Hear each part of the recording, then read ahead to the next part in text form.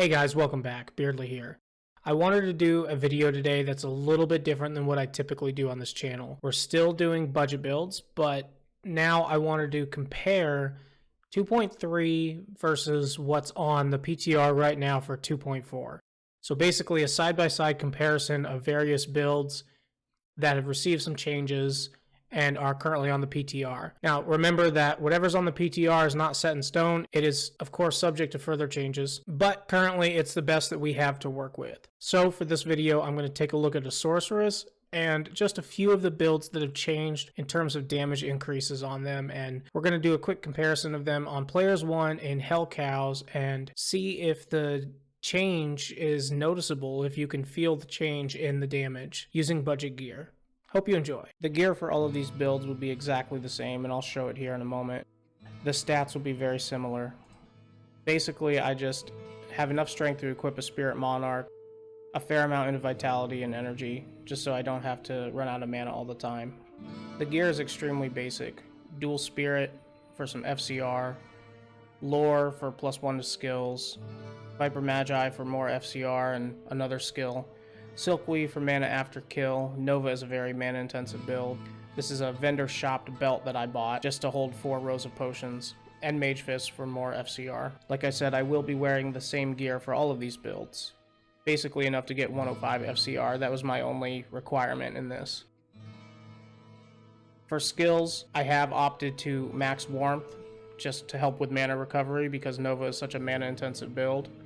Max Static Field, which is a synergy for Nova, and of course Max Nova.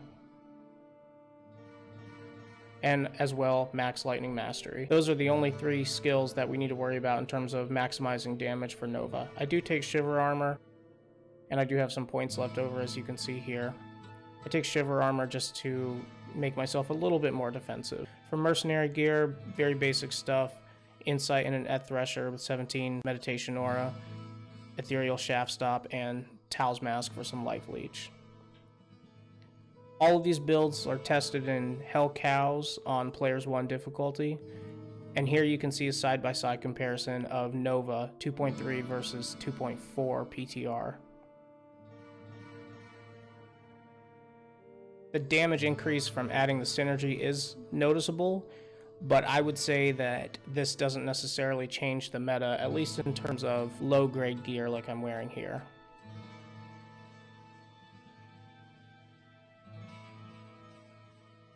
Next up, we're doing Frost Nova. Its synergies are Blizzard and Frozen Orb. I do max Cold Mastery as well, even though that isn't usually necessary. And then, of course, my 1-point wonders. Once again, Players 1, Hell Cows, Frost Nova. The damage increase is very noticeable with Frost Nova. Again, I don't know that anybody's really going to choose Frost Nova as an endgame skill because you're already maxing Blizzard and Frozen Orb, which are 2 much better skills in endgame.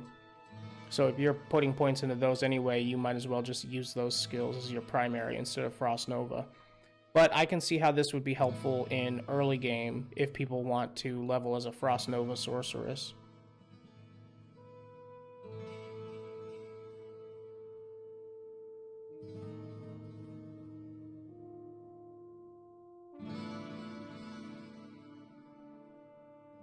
Next up, we're testing Inferno. It only has 1 synergy, which is Warmth. I did go ahead and max Blaze as well. I was hoping to test that out, but it's just very finicky in cows, and I wasn't really able to get good video footage of it.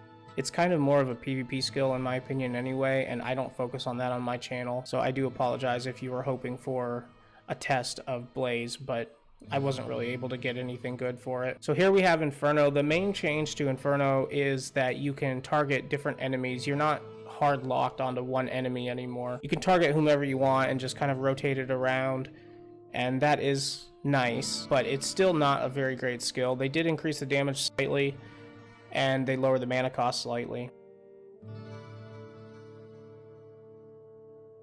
Next, we are looking at Hydra. As some of you know, they reverted the changes in the synergy bonus to Hydra. And when that happened, I was very upset about that. They took it up from 3% to each synergy to 5%. And then they reverted that back to the original 3% amount.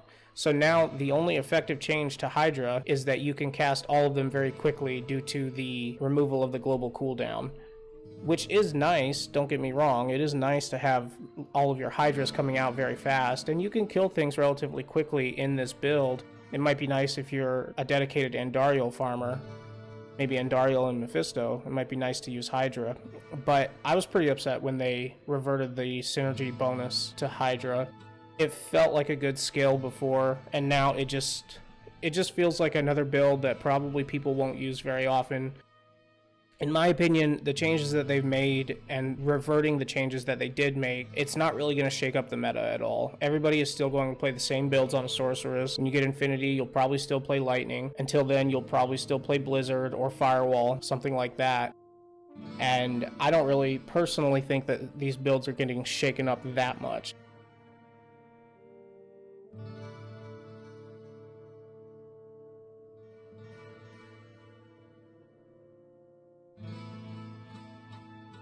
In conclusion, I am cautiously optimistic about the changes in 2.4. I'm thrilled that they're making balance changes. Let me be clear about that. I love the fact that Blizzard has decided to make balance changes to this game after 11 years of no changes to the classes at all. I'm thrilled about that. The changes that they've made so far are slightly underwhelming. Now, let's be clear about something. When you're making balance changes in a game, you don't want to do it abruptly and go big from the very beginning. It needs to be a gradual process.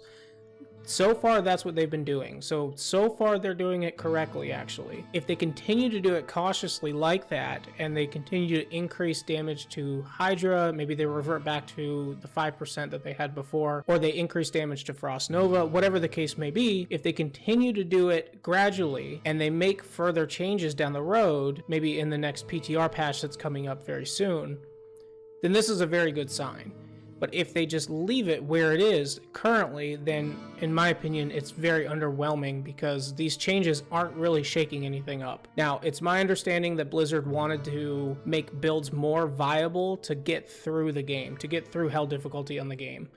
And in that regard, I guess they're probably doing that, although I haven't really done a playthrough to test that, so I don't really know. But if that's their only goal, then I guess they're probably succeeding in that. Personally, I was really hoping that they would be shaking up the meta a little bit, so people don't just play a Blizzard Sorceress all the time. Maybe they play a Hydra Sorc, and maybe that's equally strong, or maybe not quite equally strong, because not all things should be equal in a video game, in my opinion, but maybe very close. Anyway, like I said, I am cautiously optimistic about the changes so far. I hope that they continue to make further balance changes, and I hope that Blizzard continues to improve this wonderful game. Thank you guys for watching this video. I do appreciate it. I enjoyed making it, and if it gets good feedback, then I might do more videos similar to this, but for the other classes in the very near future, provided I have the time. Anyway, you guys stay classy.